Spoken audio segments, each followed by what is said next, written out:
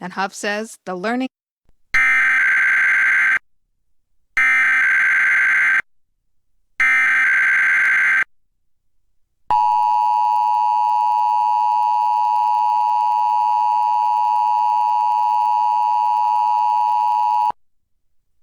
Oregon Public Broadcasting is conducting a test of the emergency alert system. This is only a test.